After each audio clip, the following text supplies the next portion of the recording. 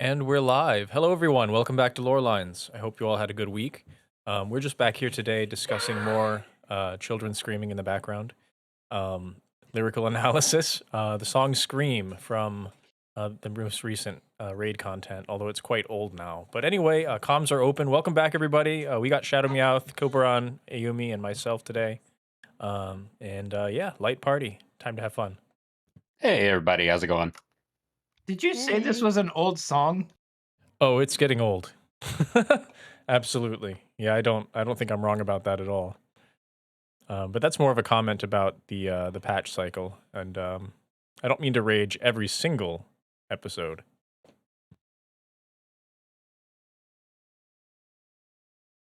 No, you leave that one to me. Raging about the patch cycle, you mean? Oh yeah. Hmm.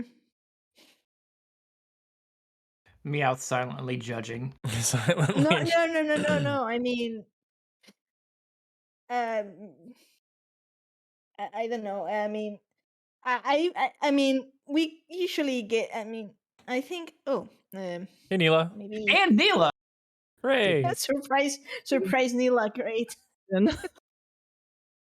See, Neela couldn't miss this episode because we're talking about his favorite song. Mm-hmm. I mean, is it Neela's favorite song? Scream. There's like 20 favorite songs I've got from this game. It's Okay, one of them. alright, okay. Well, then I retract that How am I statement. supposed to pick just one? Yeah, how are you supposed to? That's true. True. That's actually fair. No, I That's was fair. saying I was saying I'm not one to judge patch cycles. The thing is, right now perhaps we're judging patch cycles more harshly because since the main story is kind of done and we're heading to some of sort of I think I was discussing this the other day with you guys discussing. I think I left a comment and then I fled as usually, but. Um it's the difference between uh, the story that we've been kind of it's kind of been developing for like 10 years, and now it's like this moment of uncertainty in which like in my case it's like I'm not sure if I'm invested or not. So it's like Yeah, that's and a that's very maybe valid what point. and that's why I'm kind I myself I'm kind of this is just me anyways, my impression that I'm it's my period of wait and see. Yeah, I think you're right about that.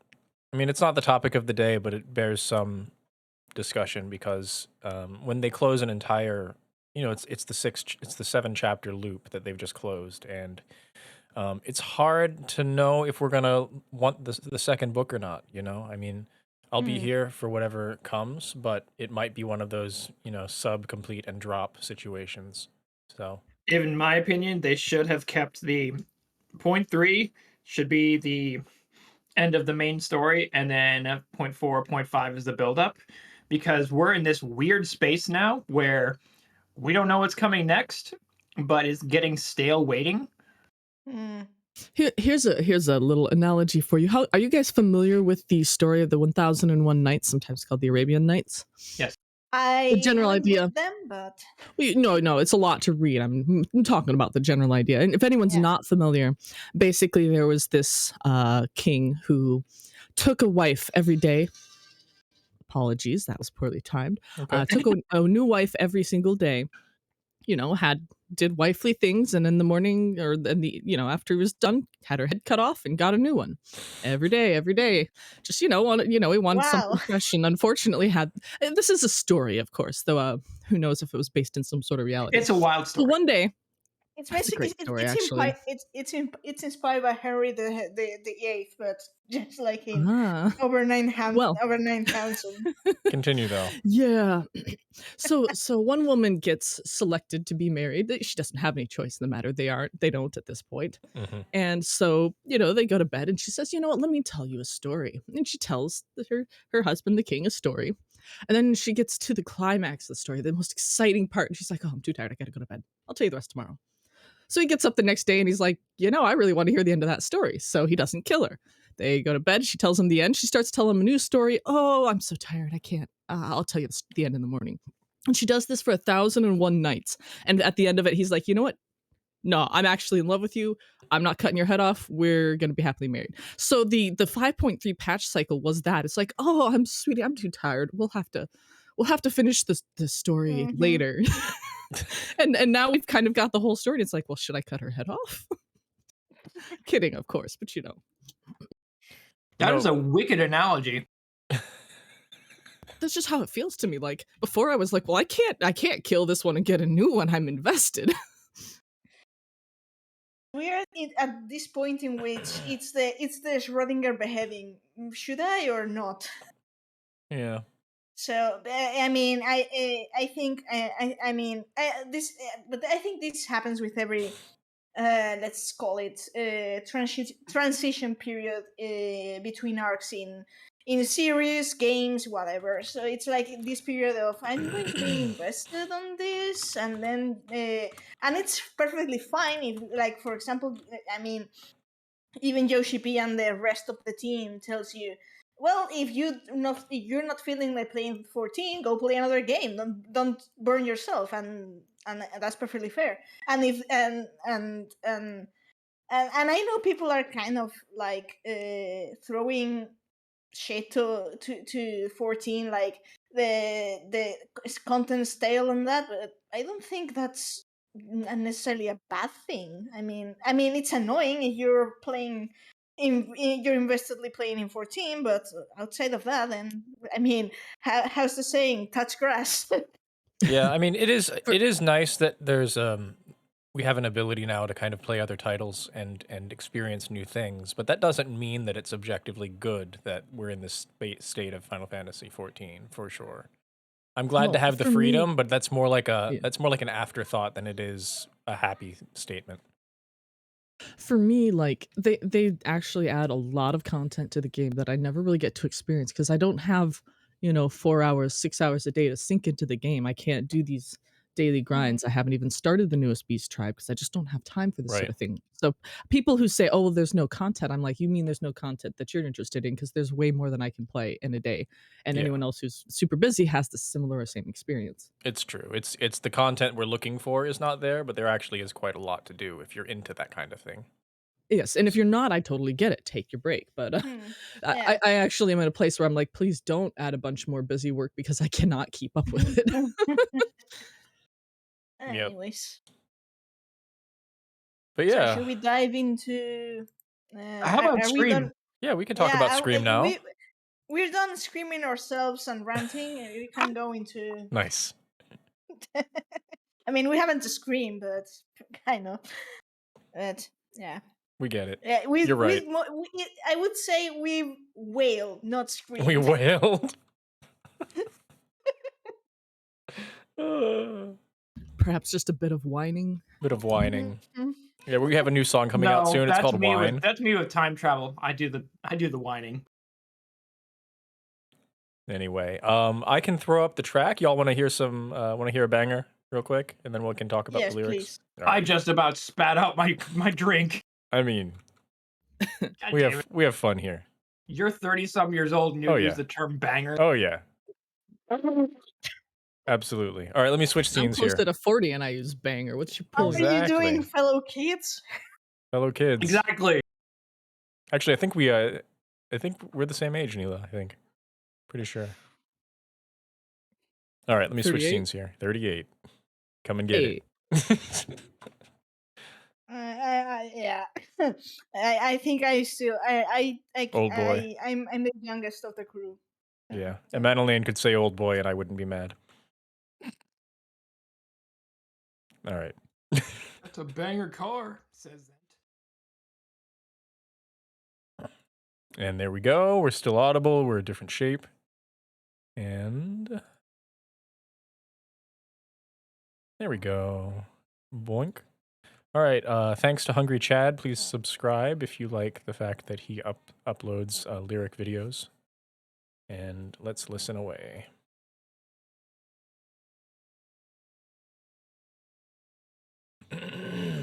1 sec. And go. It's booted. There we go.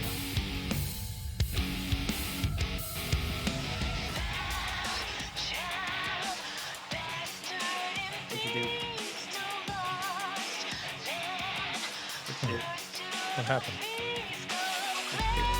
There we go. Sorry.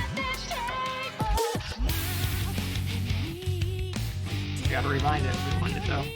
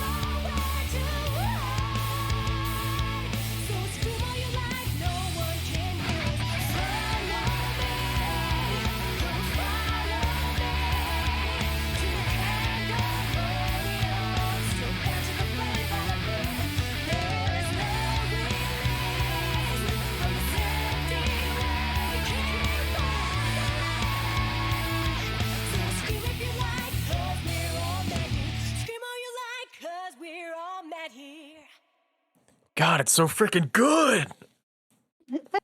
Why? Right. Went so hard. I just want to say really quick.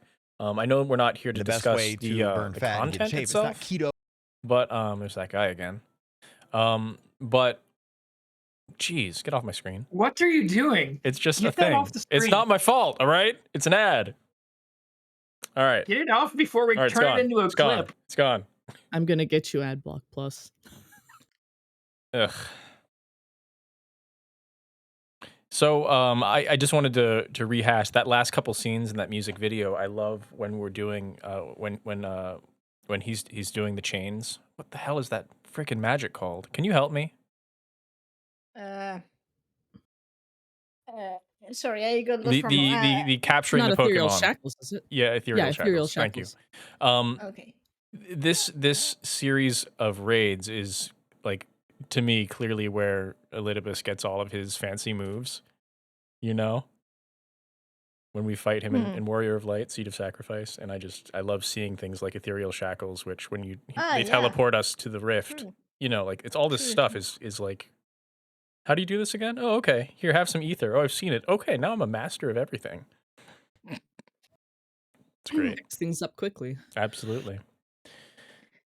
Yeah, it's one of those things that solidify the fact that Elidibus was quite young, but eligible for the convocation. And it's one of I like Pandemonium because like, so how someone, I mean, young, I guess for ancient standards, being eligible for being not just in the convocation but being the emissary, Yeah. basically the mediator. And then you go to Pandemonium, you see his talents, which are many, and then you're like, oh, I get it now.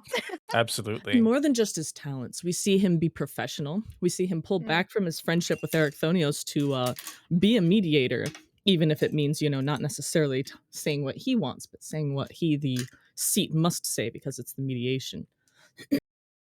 Mm-hmm. So this song was composed by Masayoshi Soken and arranged by Takafumi Imamura with the lyrics written by Koji, and it was performed by a Japanese singer called Akino. Masayoshi Soken composed it, but the final arrangement was done by Takafumi.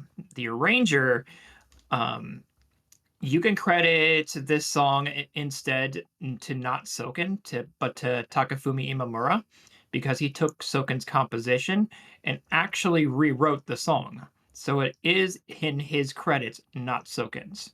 Soken does not do every song. I mean, Takafumi, Yep. Sogan's got a team.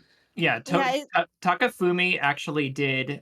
His other work includes the E12 song, the Emerald Weapon song. Ah, A lot of another the another banger, as you put it. I was gonna say yes, that's a good one. he was an assistant audio producer and composer on the Final Fantasy 13 soundtrack. I'm surprised.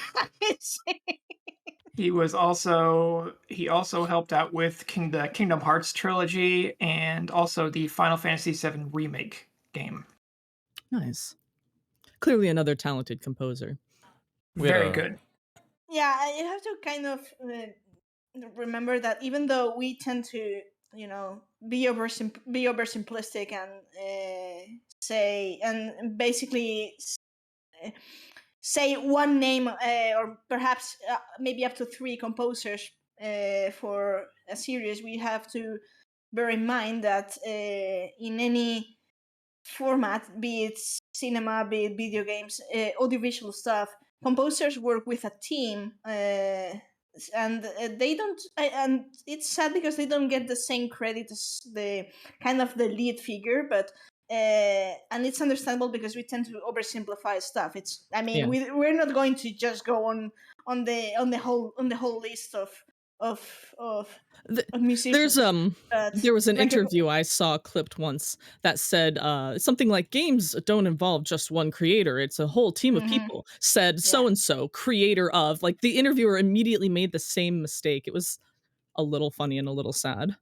It's unfortunate that a lot of the team behind the sound design doesn't get credited and it's just the main composer. Indeed. And that's, not just the whole game. But it's understandable in the sense that language works to save ourselves. Language works to save ourselves from saying more than strictly necessary. Such a nice way to say that humans are lazy. I mean, yes, it's evolution is economy of time, of language, of effort. So there's some things that should go in that we should understand as implied, but sometimes it's nice to have a reminder. Because I mean, these are some things that I'm kind of going into one of my rambles, but I mean the I mean idealistically speaking, everyone should be able to fill the gaps and understand that every single content creator, well, not everyone, because some content creators do work alone and do bear the entire brunt of the work all by themselves, but there are very few, say, virtuosos like this. But it should be gone. I mean, it should be understood that it's a group effort, but yeah, the reality tells us that human brain cells don't, especially as of now in current times, are not really reaching that point that you actually need to spell everything out, and it's like, yeah. I don't know. It's just you're not weekly, but your Meowth rant of the week. Let's leave it at that. Meowth's musings of the week. Anyways, so yeah, Dream. and it's kind of just as another side note. Soken himself worked.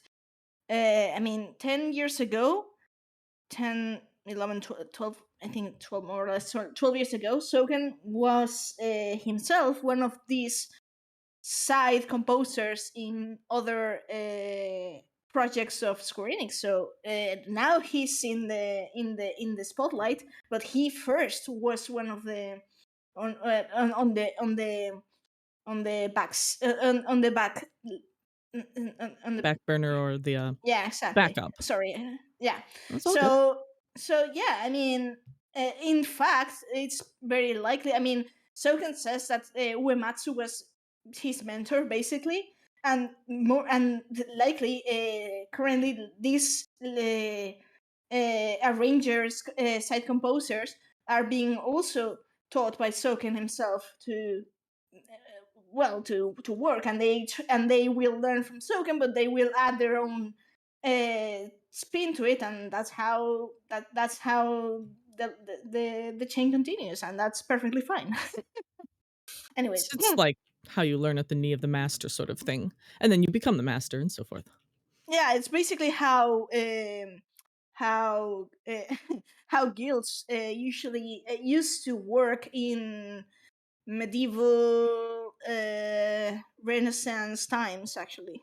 I mean, Exactly. in fact, It's I less think, formalized now, but it's the same idea. yeah, basically learn from the master craftsman. Hmm. Anyways, So we should talk about the song a little bit.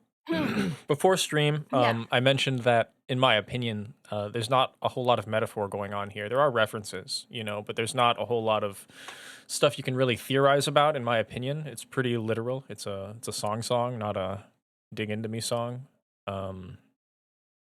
But we can still talk about the lyrics and kind of discuss what's going on here. Absolutely. So I've got the first verse here. Foul child, bastard and beast, O lost lamb, first to the feast. Come claim, if you're able, a spot at this table.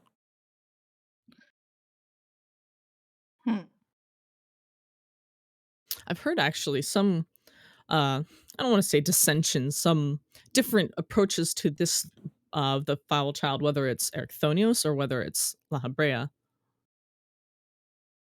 Yeah, and this, it's this first verse also confuses me because technically the song is about La Habrea, but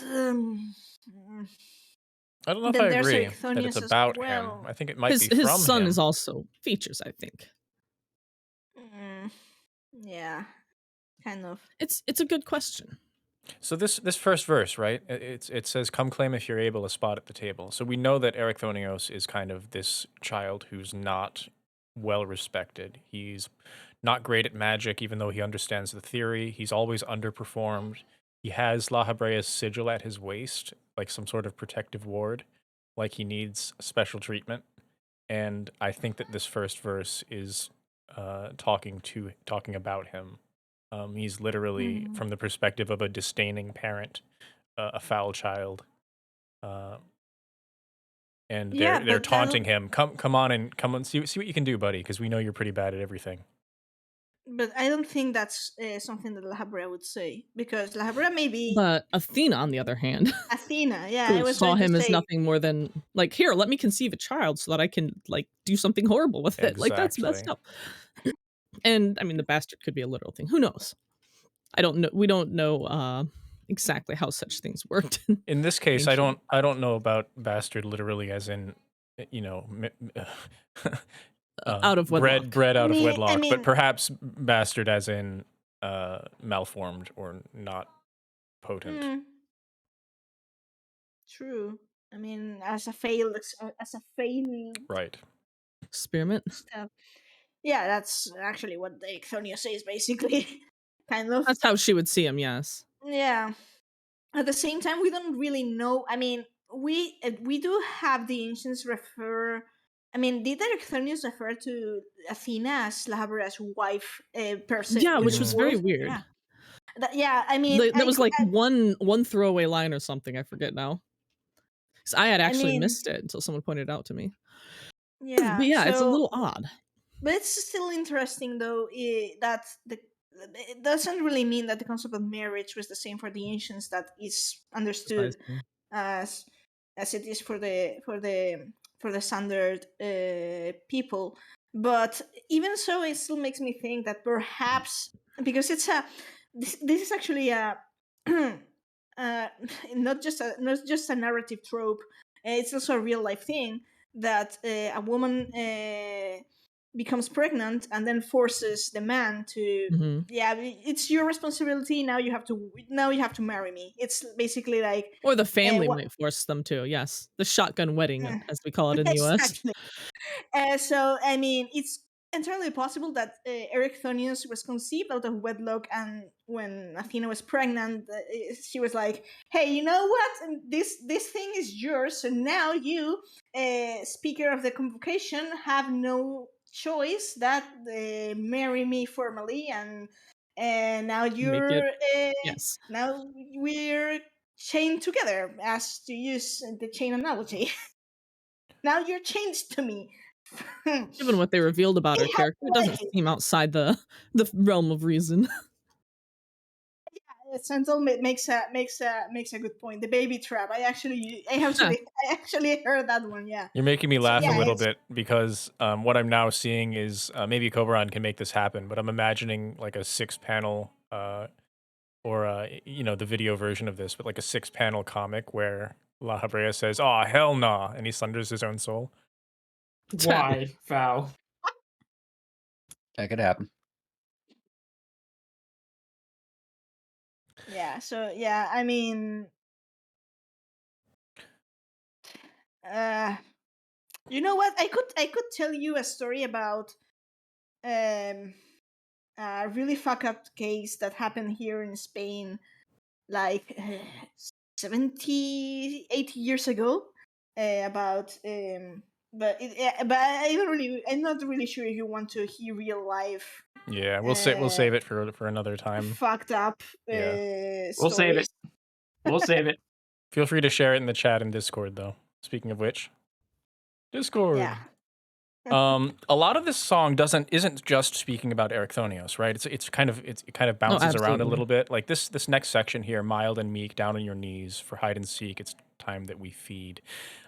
Your heart is racing, blood is running cold. Your fractured will is whispering, fly away, far away. Here be lions. So this is like when I got into this raid series, I couldn't tell if they were talking about us, like we're way out of our depth. We saved the universe, but now we're back in ancient times where everyone's unsundered, and we're fighting these. I mean, imagine what tier of primal these might be in our era.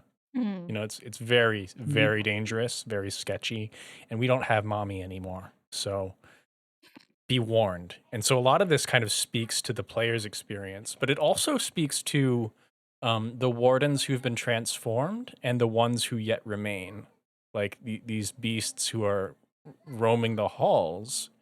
And Mm. it speaks in the next set of lines about sanity dying. So that was kind of my take on this section. Not to mention the fractured will sounds very Lahabre-ish, Yeah, I mean, to me at least. yeah. It does, but he's also very much not afraid. Indeed. He's not. So it's odd. Well, you know what I would say. He isn't ruled by fear. I would expect him to be at least a little afraid faced with some of this, but he doesn't let it control him. Yeah. But yeah, I would no, say you're that still correct though. I would say that the only really concern fear La Habrea shows about the whole pandemonium thing is not about the monsters, not about Athena, because in the end, I mean, he's not afraid of Athena per se, or because he already confronted her in the past, and supposedly, and maybe there's a bit of inner demons with Hephaestus and stuff. But I would say that the real thing that actually we see him being concerned, not necessarily fearful, but it's about Erichthonius' safety. The moment La He's Habrea, worried I about mean, him. he doesn't freak out per se, but he's very determined to get his son back. And I mean, Yes. understandable, you know. it's his own. But yeah. But yeah, I also kind of this thing about hide and seek and basically pandemonium being some sort of labyrinthic place with monsters down the corner. It make me remind me of the Minotaur, you know, Oh, for sure. being Dark tunnels. dark tunnels and stuff, being trapped in a place with a monster that can pounce on you at any time. Yeah, very very Greek too. Greeks love their labyrinths. Yes. I see you in chat, And Zent. Don't worry. I think we're all going to start leaning that direction as well. Zental says again, this feels like Athena talking about pandemonium, like the situation writ large. yeah, And I do the thi- singer is female as well. So yeah, Yes. I it do checks out. agree. Which I is do surely an agree. intentional choice. Mm. Yeah, and it's interesting too because when we come to the final fight in that tier with Hephaestus, there's no lyrics, there's not even a male voice, but there's not a female voice, either. So this theme is actually reserved not even for the Ruby Carbuncle, which is just a beast basically, but for the two wardens that were affected as just as the wardens were affected just as Hesperus was. Yes. I mean, they happen to be female, both Hegemony and Actistus. I mean, makes sense, but this whole thing, and this being the time in which we learn about Athena, and that Athena is basically kind of whispering shit, because her legacy is still hidden in pandemonium of some sort. And yeah, this whole thing kind of makes aside from to whom she is speaking to. This was kind of redundant. To whom she's speaking to. Um, I would say this is definitely Athena addressing whoever whoever the song addresses to, But Yeah. yeah, Athena's voice definitely. And I've heard a few people speculate as well that the sorry, I'm trying to remember the name. Oh yeah, the in the gates, the very entrance area. Yeah. That the soft female voice singing there could Mhm. potentially be, Athena as well. Oh yeah, whispers of Yeah. this chaotic entity beyond the veil that we can't quite see or perceive yet. Hmm. Kind of, but at the edges of the castle, it's just a whisper. It's not Mm-hmm. as aggressive. It's very chill too. I This really this enjoy that song music. is entitled "Scream," and you could take it as a noun, but I think it's a declaration, like you go ahead and Command? scream a command. Yeah, command. This is not a noun or like a soft description of the song. The intention is a command. Scream. Be afraid. Agreed. Hmm. Yeah, it's kind of like the vibe of I'm everywhere and I'm nowhere, and you can't see where I'm coming from, or if I'm Mhm. even coming. And I'm just taking root in your brain. Yep. So this next section, say goodnight. With each bite does your sanity die, sucking the life out, letting the dark inside. Say a prayer as the light leaves your eyes, or scream all you like, your gods can't hear you. Hmm. It's very interesting because in Elpis they mentioned, oh, Theos, that theoretical thing that people talk about. So it makes me think maybe it's to the Warrior of Light, but at the same time, I don't know. The with each bite does your sanity die really seems to me like a Garden of Eden type of uh apple reference. It does, Anyone else get except that vibe? I do, but I'm also struggling with the vibe that we're the apple. Like the wardens are the apple.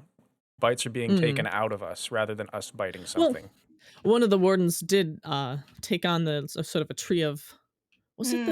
I'm trying to remember what this specifically called. It was tree of knowledge or something. I Hamadryad, wanted I to thought you say. said, was the Well, no, entity. well, yeah, but the apples in question had some kind of Oh, term, yeah. and I'll have to go look it up at some point. But yeah, there's definitely it definitely gave me Garden of Eden vibes anyway. But yes, Zental, exactly what I'm trying to say. Every bite Athena makes against a person's sanity. Yeah, these Hmm. are you're descending into Absolutely. madness.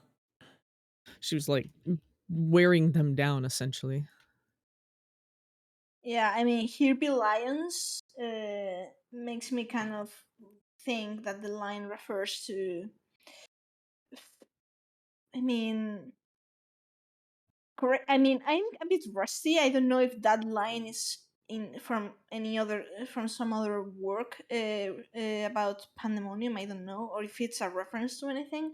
But here be lions remind me of here be your inner demons, and I'm and also the fact that Athena is basically the lion. I took this as more of a kind of, it's not only biblical, but kind of a more biblical reference. Like you're in the lion's den. Why are you here? I mean, it starts with discussing the lamb, mild and meek, and being in the lion's den is a death sentence, essentially. Basically, you're in the wrong place, is what that line means. Don't be here. Why are you here? Oh, you're here. Hello. Well, it's also like what they would write on the borders of maps when they didn't know what was actually out there. They're like, "Yo, we didn't explore this area because we would have gotten eaten." But yeah, I mean, lamb Yes. and lion is the Mhm. two animals are in the verse. So I think and especially if it was written by Koji, if that's true, being Western, I think that's a Yes, possible. that's You true follow actually. me? Yeah. Yeah, and it's also. I mean, if you're bringing up Western, say mythology for, let's call it Western mythology, and I mean, I think I commented this a few days on Twitter that the conversation was like Square Enix really does like the crucified Jesus imagery in their works, and it's Oh true yeah. because there's Ericthonia's shot that's anything but subtle when Hephaestus is When he's chained up. holding him Yeah. and he's chained up, and it's.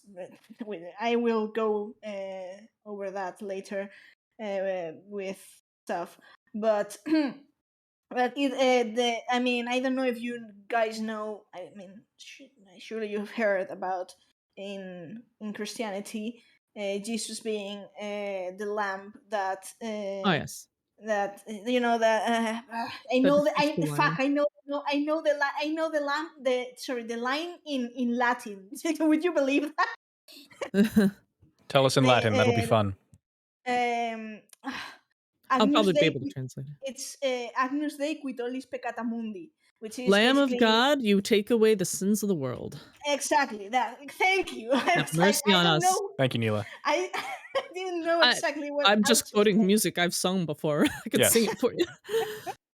But yes, that's basically another way of Yeah, Lamb of God. because in Judaism, I mean, Christianity is a branch of Judaism and stuff. A lamb sacrifice was basically one of the ways of basically One of the was ways you would shed sin in the old under the old covenant. yeah, and basically offer your gratitude and compromise to God, and basically that. Yeah, it's basically an offering. Like I don't know. I know there's a bird offering too, that are considered like clean sacrifices. It's a sacrificial offering, yeah. That A particular yeah. kind of offering is not just a gift; it's intended to cleanse sin in Yeah. Christian tradition.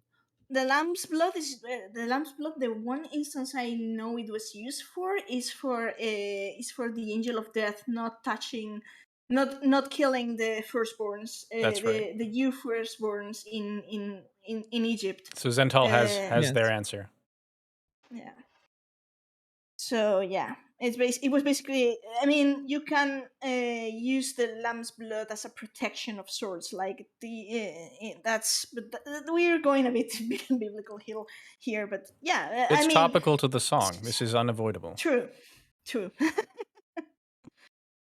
So yeah. This is what I was talking about when I very cursorily said there are many references here, but not a lot of it is super deep metaphor. The references that's all over true. the place are like straight out of books, But and it's they create interesting. a feeling. They create an emotional vibe here, which is Mhm. again, what are you? Get out of here. Be afraid. Yeah.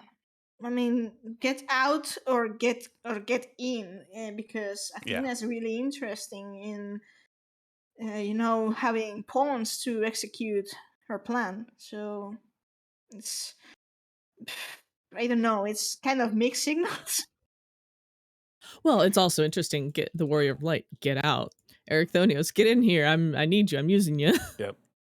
But yes, This next session here, I'm just gonna skip those 3 lines, but pseudo-suicide, don't choke on your pride. I read that as, yeah, you're powerful, but you might want to be careful because walking in here is asking for death, and hopefully your power is stronger than your ego because you really don't belong here. That's how I read that line. But see, this also is addressed to Lahabria, the way I see it, because Lahabria Sander himself, he basically killed a part of himself. So, well, killed, sealed away, but basically, as he is now, we could consider him living a half life. So he's half of he's without half of his soul. Mhm. And actually, didn't Themis call out on Lahabrea, like, you know that's crazy dangerous what you did, And Yeah, something like that. But, better that than have a fully corrupted self that is pawn yeah, to Athena's whims. but yeah, Athena is basically mocking Lahabrea here, like, you because of your pride that you didn't surrender to me, you half killed yourself. That's See, how I read the line. That's so interesting because I interpreted this line as being about Ericthonios, who willingly goes to, the Hephaestos portion creation that is essentially Athena's will, and was going to basically let himself be sacrificed completely. And he definitely had some pride when it came to like La Habrea. So I don't know. It's just interesting how I interpreted it totally differently. So this is one of I mean, it those could be. triple references I mean, it could in be. one I line. mean, she Yeah. Athena could be referring to both father and son. That's true. And I mean, they mean, have a lot in common, frankly. mm-hmm. And yeah, I was kind of laughing inwardly because we come from this biblical talk, and remember when the art for patch 6.2 was released, with the La Habrea, Erichthonius, Themis, and there was Athena in the back. And we discussed the composition, and we spoke. And I recall vaguely that we discussed the thing about the Father, Son, and Holy Spirit. Yeah, it's true. In that composition, this could be a case of Athena being the Holy Spirit, but like in a twisted spin, The unholy evil spirit. version, evil version of the Holy Spirit. So yeah. Anyways, You don't No, think I agree, Athena is kind the of. fruit of knowledge? What was that, Cobb? You don't think Athena is the fruit of knowledge? I mean, if you partake of the fruit of the knowledge of good and evil, you will die. Maybe. Or, you know, the thing is, once something is known, it can't be unknown, and that kind of reminds me of what was going on with La Habrea. Like, once he and Athena's souls touched, like, his soul was corrupted, and the only way to get it out was to cut that piece out from him, and it just kind of reminded me of that. This I is mean- in. This actually ties into the next line here. Yeah, I'm gonna watch you bleed. Flensed and flayed, how does it feel? Your pound is paid. Those scars will not heal. In case anyone didn't know, and I looked it up, flens is the operation of actually cutting, and flaying is the operation of peeling the skin. I knew Flens. I was not that sure. I've compartmentalized flaying into the whole process, but I just I pulled had up a two. definition. But I knew flensing was involved somehow. I wasn't sure. Thank you for clarifying that. It's I the just learned it's the something. slicing part, according to the interwebs. Interesting. And the interwebs would know. Yeah. So Talking about torture of some sort, basically. yeah, it's basically about flensing and flaying could be. I mean, it's not spelling the word out, but to me, it's basically it's a way of saying mutilation, which is basically what Habrea did with his Yeah, soul, this could be one of those double references as well. I mean, you know, this is someone being diced up into pieces in a way. Yeah, And she will you can survive a pound of flesh, but you will not. I mean, You ain't recovering. you're not perfectly. recovering. I mean, when you think about a pound of, I don't know, let's just say hamburger, okay? A little bit of ground beef. Imagine that coming out of Great. some La part of your Habrea, body. La Habrea burger. Genuinely, like your leg or your arm. I mean, you're not using those muscles anymore. You are basically, you might keep the bone structure, but you're not using that limb. Yeah. And that's if it doesn't come out of your gut somewhere. So, And then there's also the saying that scarring your body is scarring your psyche. So double double scar layering here. In that, if you've been, I mean, it's the torture that's not just physical, but it's also mental, you know. And it ties with the whispers of Athena and and the sanity dying, and La Habrea himself kind of cutting himself apart, and that's a scar on his soul that's not going to heal, you know, because he basically mutilated his soul. Anyway. so this next line is where the song takes a turn from the minor key to the major key, like coming right up. You know, where it kind of feels heroic for the second half, and the lyrics change slightly. So, lost in suffering, drowning in your tears. And then this should really be in quotations because I view it as the person that Athena's speaking of. Like, this is what the thoughts are of that individual. Won't someone somewhere tell me, where do I go from here? And then the command is be the lion, not here be lions. Foul. There's this is kind of a sudden request, but it's something clicked in my mind Sure. that may have nothing to do, but it's the where do I go from here, and it's really, and I was like, there's what's reminding me, and now I just remember that it reminds me of of the song "Keep Talking" from Pink Floyd. So yeah, it's a really interesting song. Like, I don't know if we have time to put that song up and check the lyrics, but if you want to, I mean maybe you can check the lyrics itself. We certainly can't play it, but I can pull up the lyrics, no problem. Because I was like, click in my brain, and the song's called "Keep Talking." It's done. Yeah, so. And because it reminds me of so much of the structure of that verse, you know.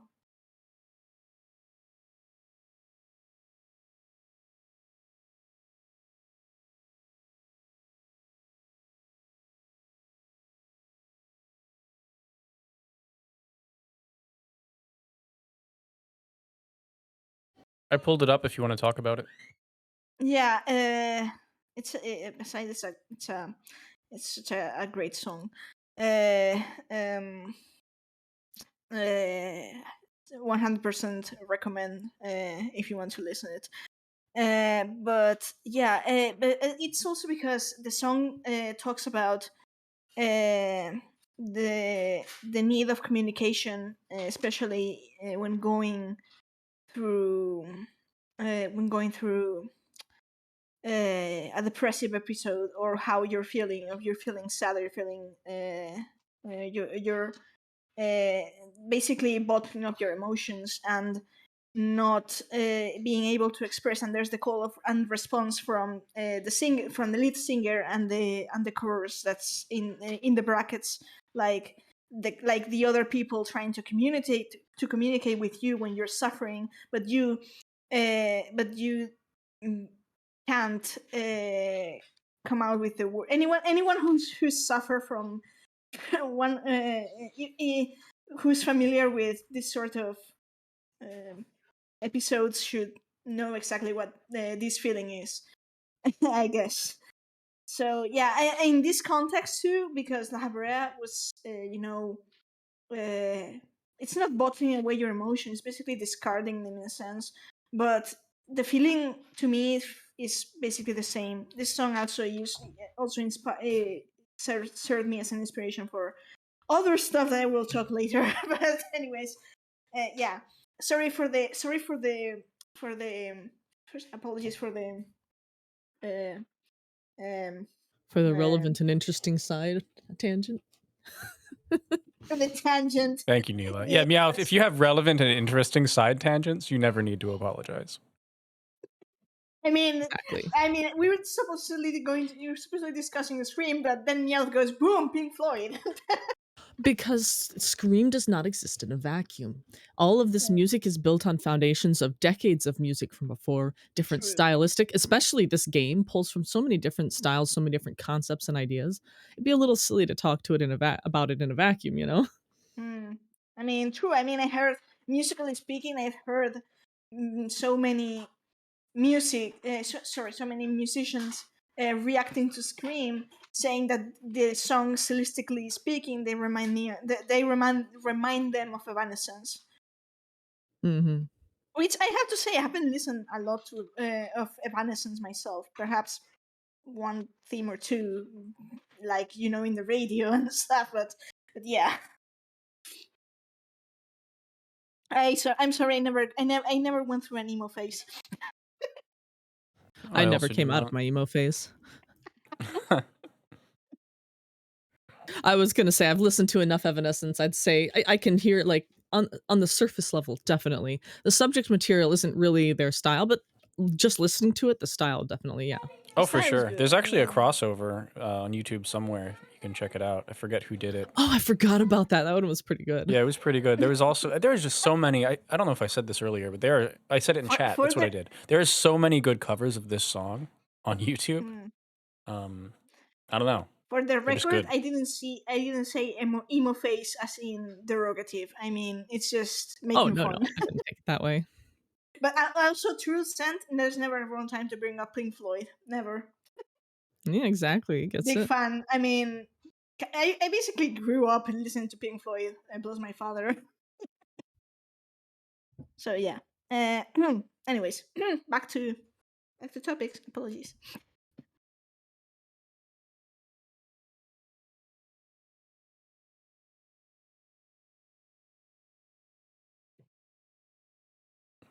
So it repeats a verse here. It's the "Say Goodnight" verse, or "Scream all you like, your gods can't hear you."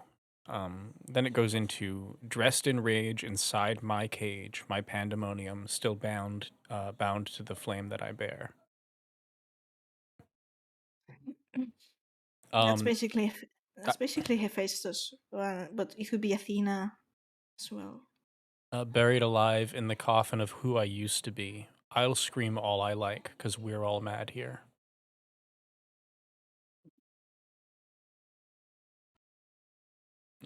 In my opinion, these 7 lines are linked. It's not really two sets of verse. It's definitely The grouped thing- together, I think.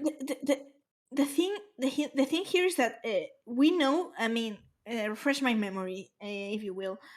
We know that La Habrea personally executed Athena, right?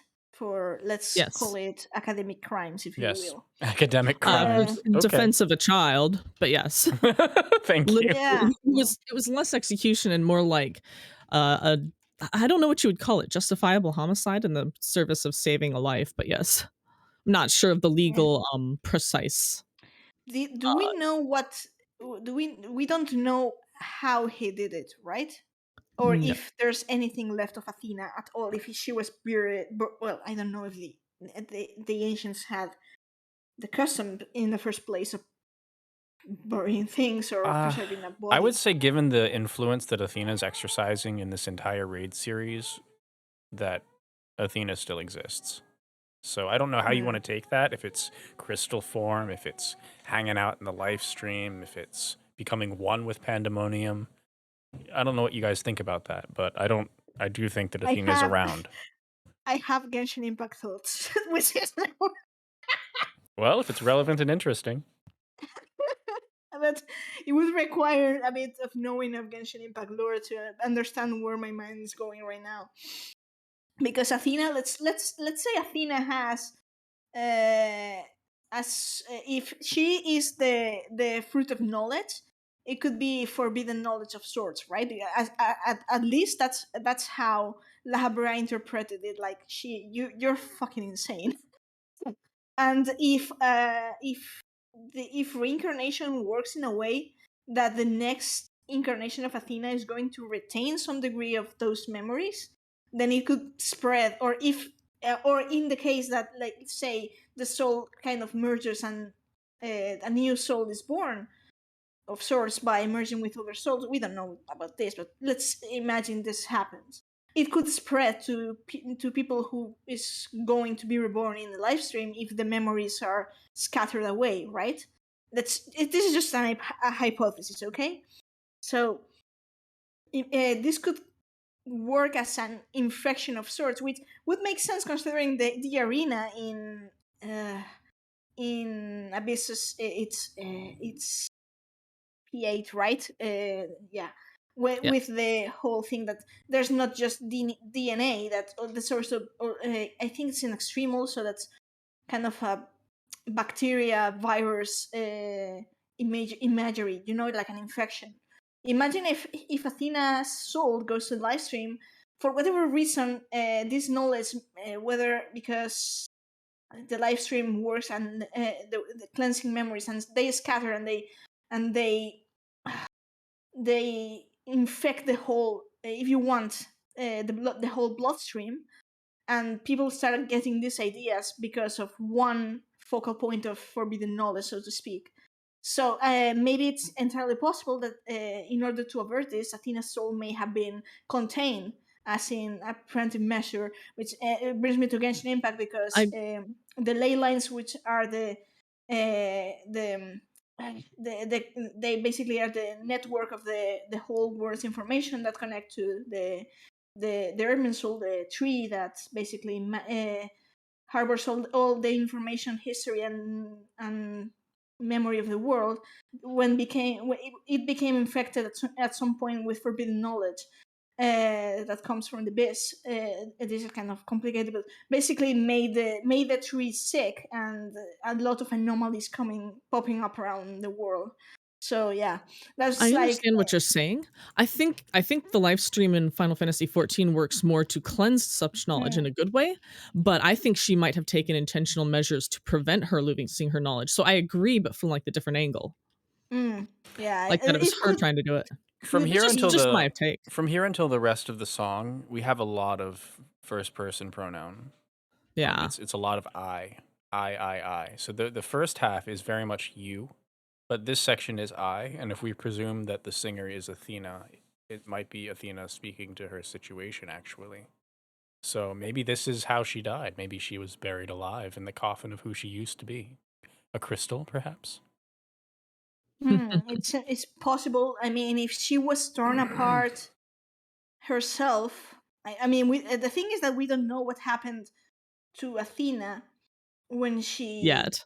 was executed yet. Yes. Exactly.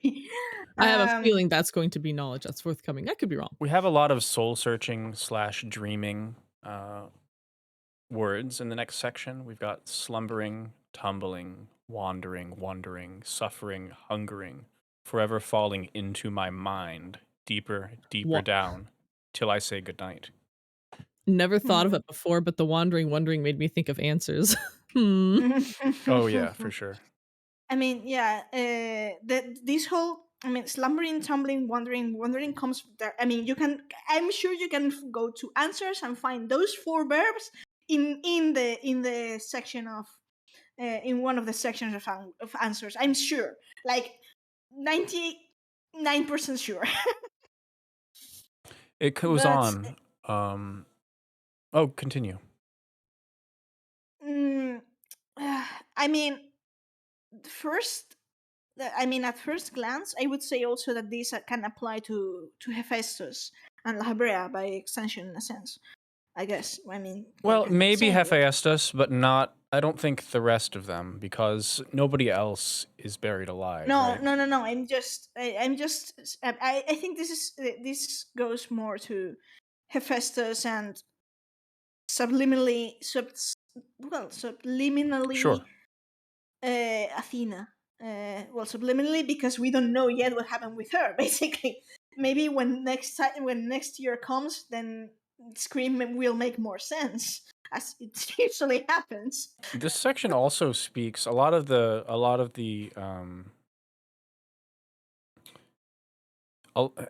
at least half. I mean, one of the raid bosses is a carbuncle, right? But among the humanoids, 2 out of 3 are female or feminine, and the lyrics here.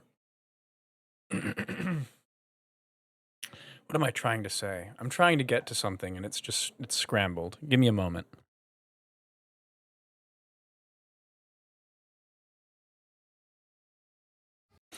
Well, regardless, I can't pick up that thread, but regardless, a lot of this could be linking to the wardens as well, because they are also buried alive in the coffin of who they used to be. They've been completely modified entities. The world tree, the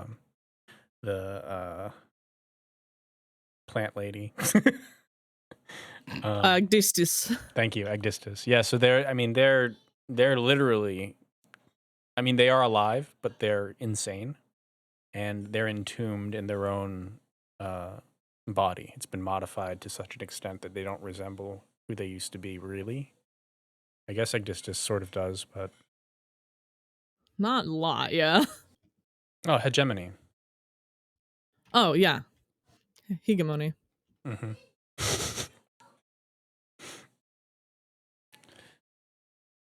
Interesting word, that. Isn't it?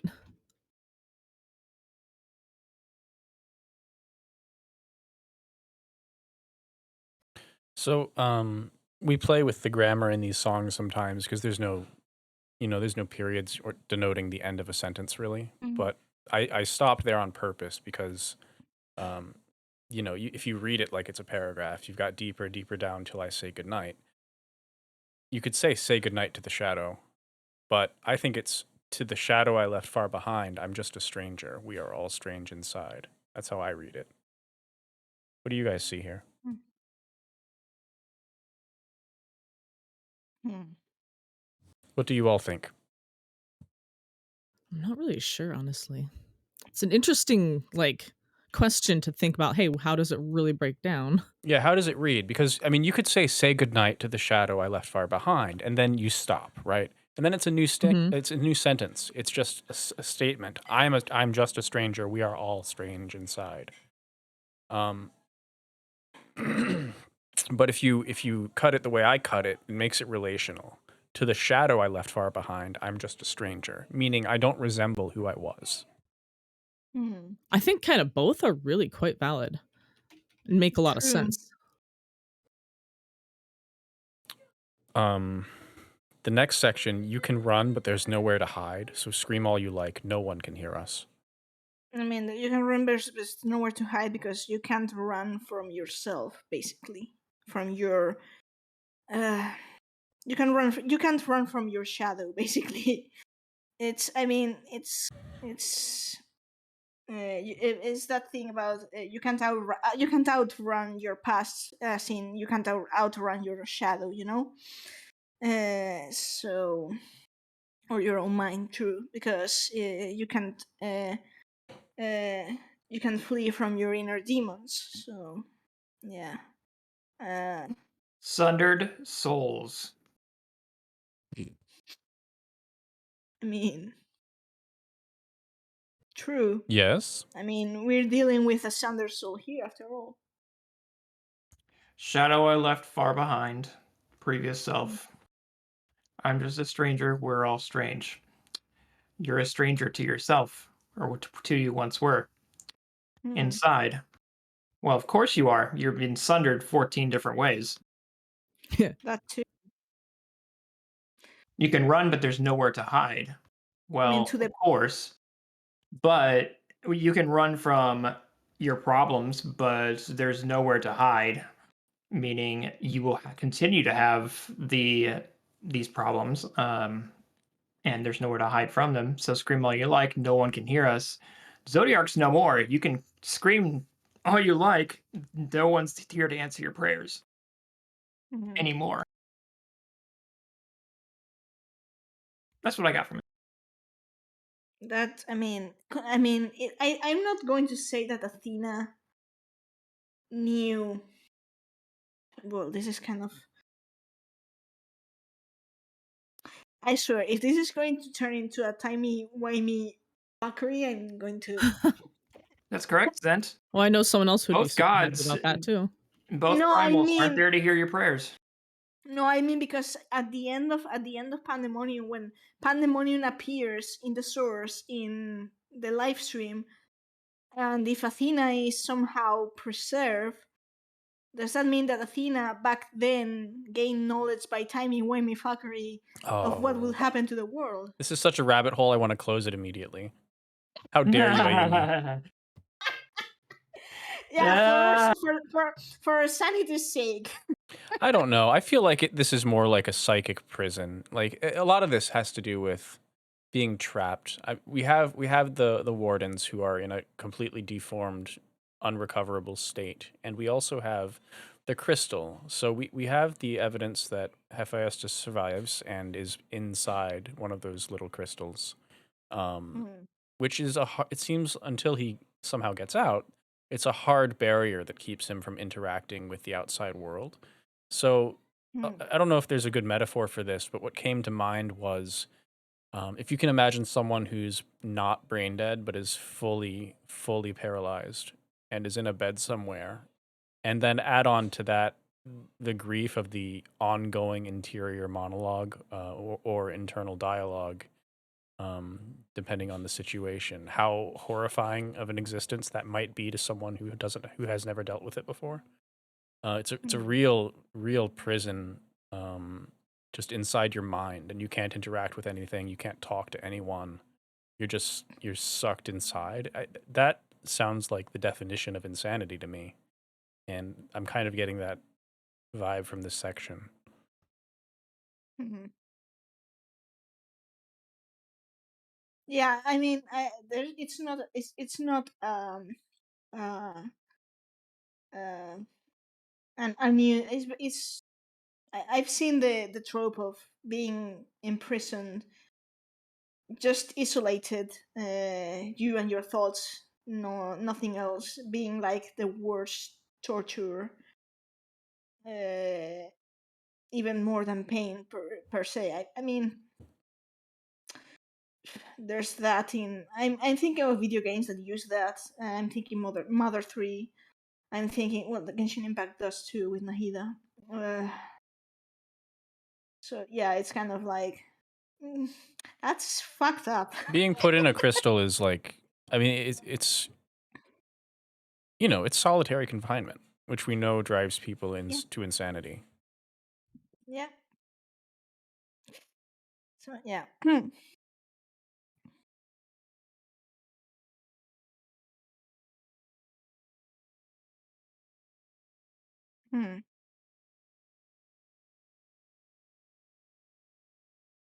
So I think the ending stanzas to the song is pretty much she just gives in. Follow me to pandemonium. hmm. Yeah, if I can't escape, then come on in. Right? The me and us stuff makes me think a lot of Athena and Erichthonios, and especially the line "still bound to the flame that I bear." Mm. Because you bear a child, and son of Lahabrea, and Erichthonios definitely has some fire stuff going on. He's got the fire and holy magic. Mm-hmm. I don't know. Well, It's I would also make that akin to either her sins or her attachment or whatever she has carrying with her. obsession, yeah, whatever that is. Yep. The torch that she bears. Or maybe thinking about the possibility that she placed some attachment to remain in this plane of existence to Erichthonius.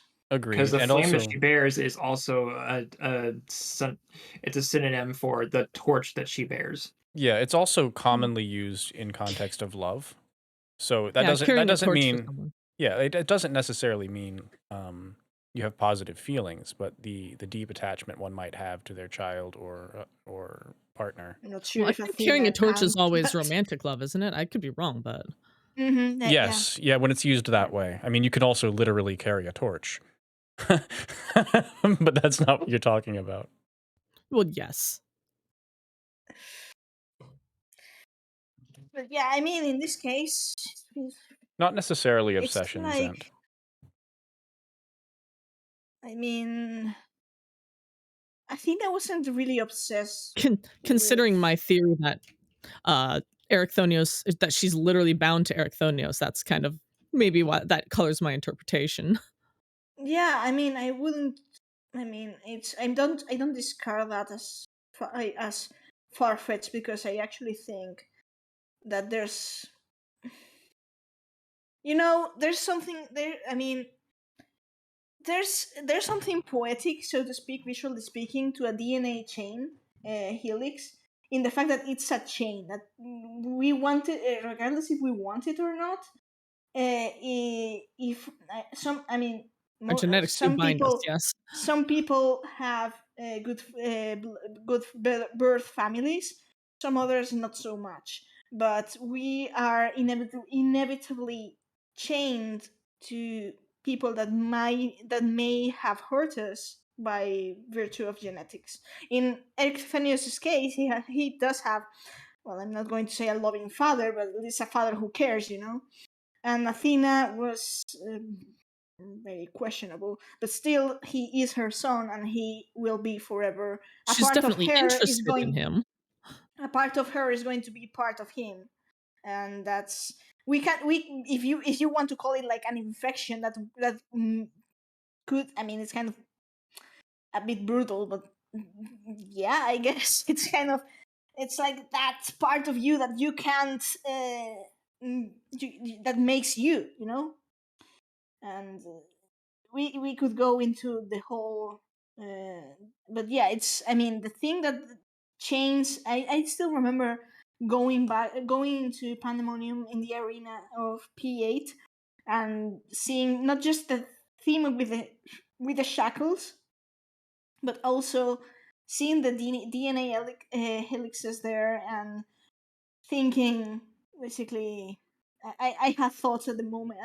Then when it's when I mean, I needed a bit of reflection on that, but yeah, the moment I started to realize this is all going into the concept of chains with your origins and your past and stuff, and that you can't really be free, basically, from from your genetics, really. Anyway, again, a bit of a tangent. No, it's fine. Apologies. So this section's interesting to me because it is the last 4 lines, but if you look at Still Bound to the Flame That I Bear, in parentheses, the off vocal is theirs, and that starts the sentence, there is no release from this empty waking wonderland, so scream if you like, because we're all mad here. But the off vocals say rescue me. So I'm curious if Athena is going to become a corrupted, unredeemable, but sympathetic villain by the 3rd tier just because of the off vocals. And I don't know how I feel about that, but I wanted to ask you all, since we're live, what you think about these lines here at the end. Stepping into grey morality, as usual. As usual. That is something they do a lot of. Mm-hmm.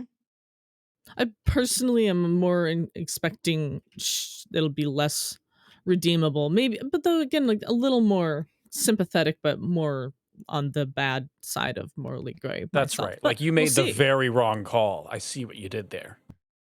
Yeah, Something like that. I don't know. you tried. You chose poorly.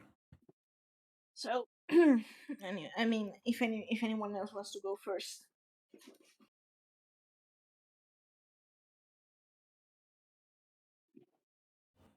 Seems like you've got the stage.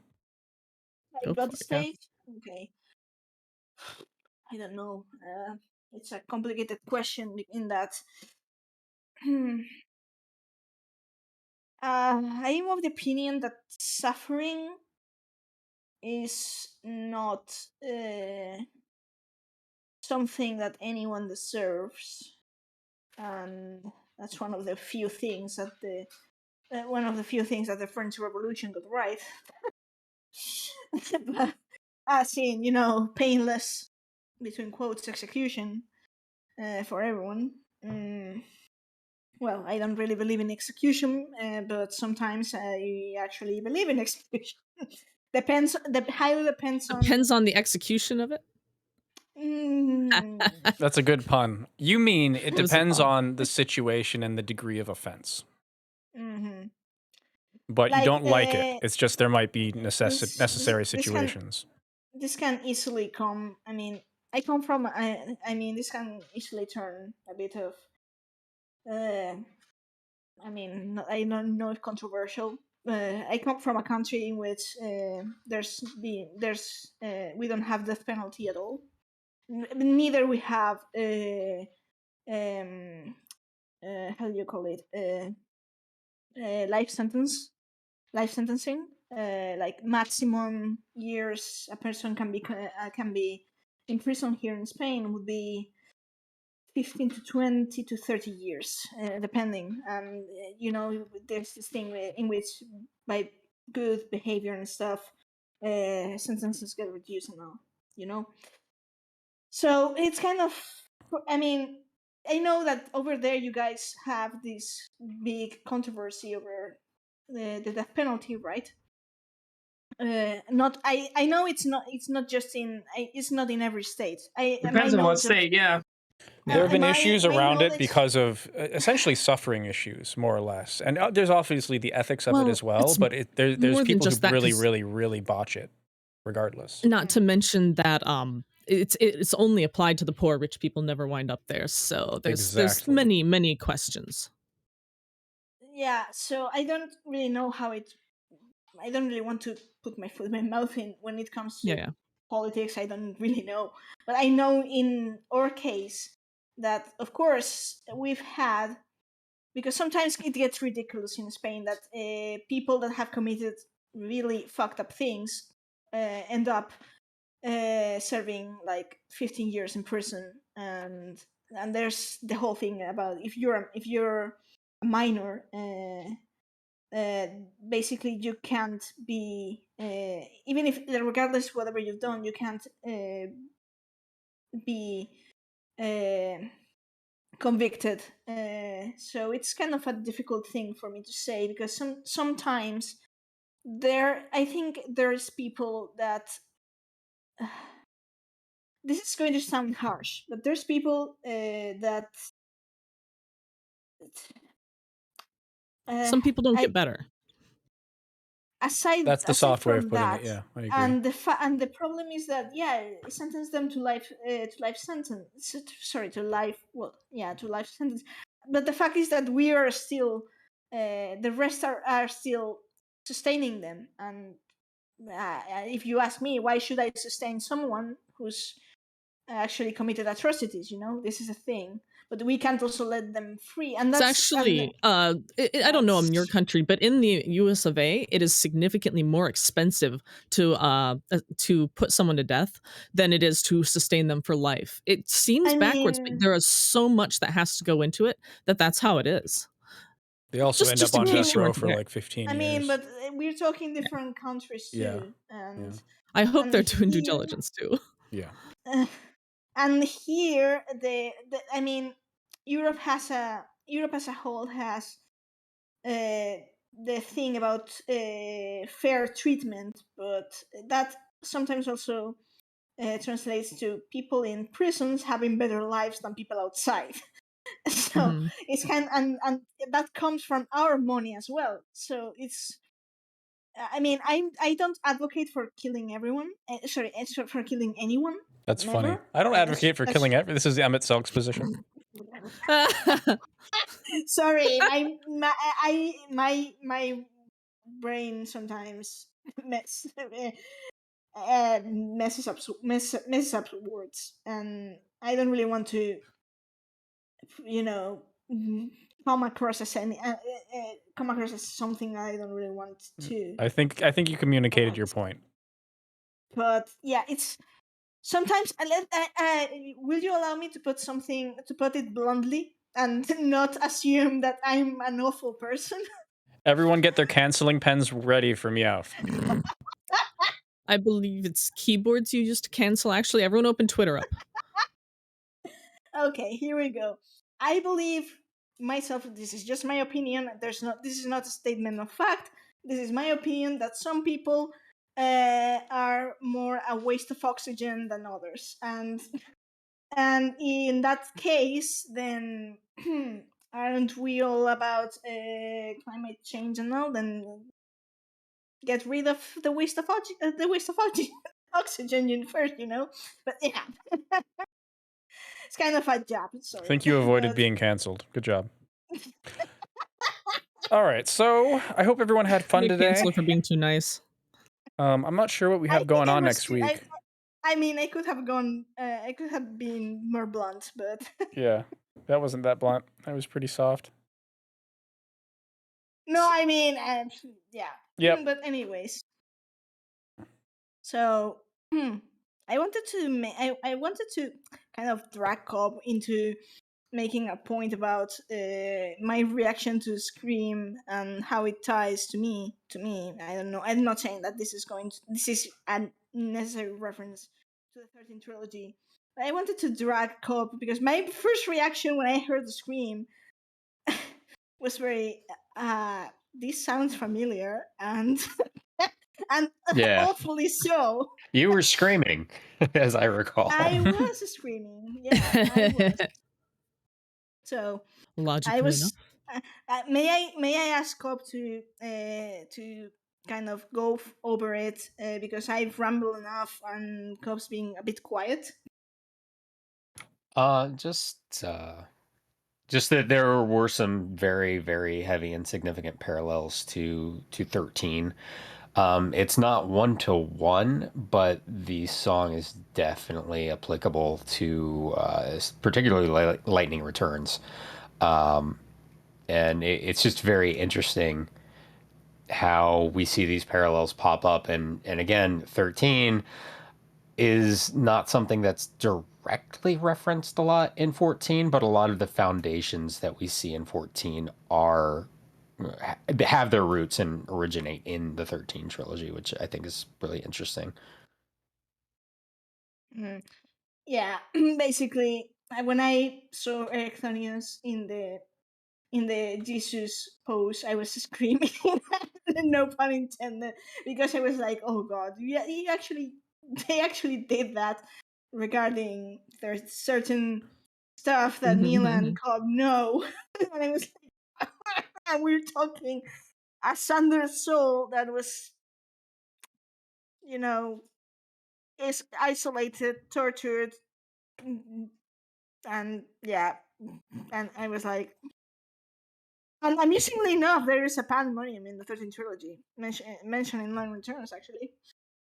So Yeah, you see it's a lot of fucking theming, fun. even in other titles, right? I mean, just coming out of Japanese culture, a lot of the No, stuff that reaches us kind of. but in this is because this is interesting because Falsi Pandemonium isn't really doesn't really appear in the game, but by in-game lore explanation and later in the novel, Hope explains that Falsi Pandemonium has the ability to create raw materials from the chaos as and and even food and stuff and material things basically created from the chaos build itself build the Falsi build the two cities that we visited in my returns, and basically it processes chaos, which is the foundations of magic and life and anything, and sort of, well, you get that, and it processes into physical material things,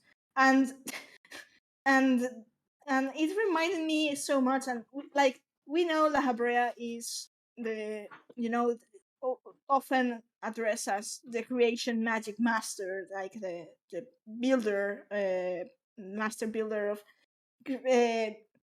the convocation. And we happen to have Falsi Pandemonium, who creates things not of thin air, but something that's somewhat equivalent of ether in the 13th verse. So it was kind of, I'm seeing a lot of things here that, yeah, that even for the casual Final Fantasy 13 fan, it's a bit of a deeper lore than usual. so, so yeah, The fuck? and there's also the fact that, like we were mentioning composition earlier before, and was it Yumi who brought up that the arranger worked in 13 It was 13 Ayumi. Ayumi brought that up. Yeah, Yumi did that. So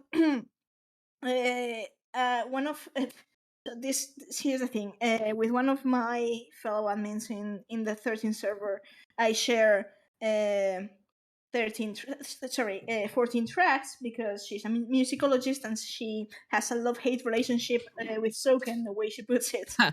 And I and I shared Dream with her, and she has a great she has an insane pitch, and she was like, this part of the track reminds me so much of 13-2, and my pitch isn't nearly as great. And I was like, really? Tell me where. And she pointed out to me, and I was like, you're actually right. That's it's a section of the song, musically speaking, and then we learn when Cobb and I play, when Cobb play and I backseated basically 13-2, and we rolled the credits, we saw that Soken was one of the arrangement side composers, and he composed this, and then his arranged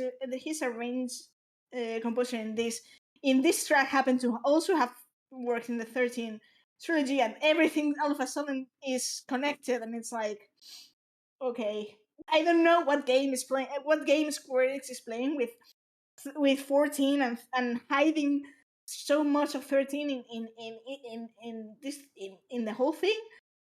But I mean, there's this thing about there's coincidences, and then there's too many coincidences.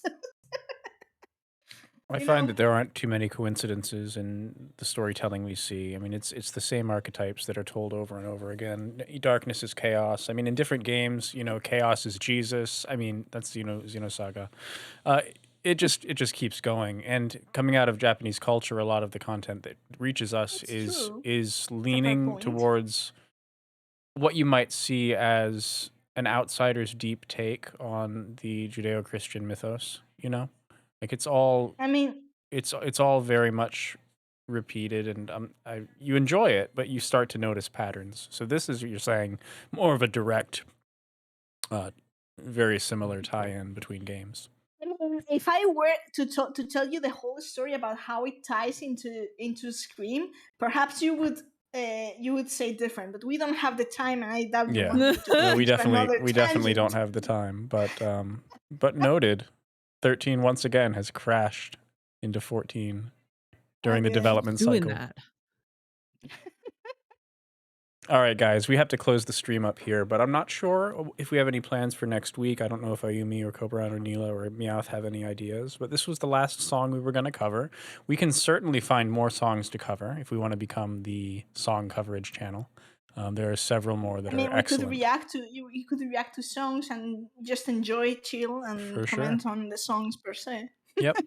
I should also note, Also- effective today, unless things change, which they may, we will be live streaming to Twitch and posting videos to YouTube. So Restream has just become more of a headache than it's worth. It is an excellent application. I recommend using it, but we've just been having trouble lately. So we've decided to just stream the show to Twitch, but we'll still have plenty of videos coming up on YouTube as we get to them. And as always, thank you all for being here today. Thank you, everybody. Thank you. Yeah, thanks for coming out. It's great to have everyone here. All right, I guess we'll close up shop then. Have a good week. We'll see you all next time. Thanks for coming out. Yeah, scream all you like. We can't hear you. We're all mad here. It's true.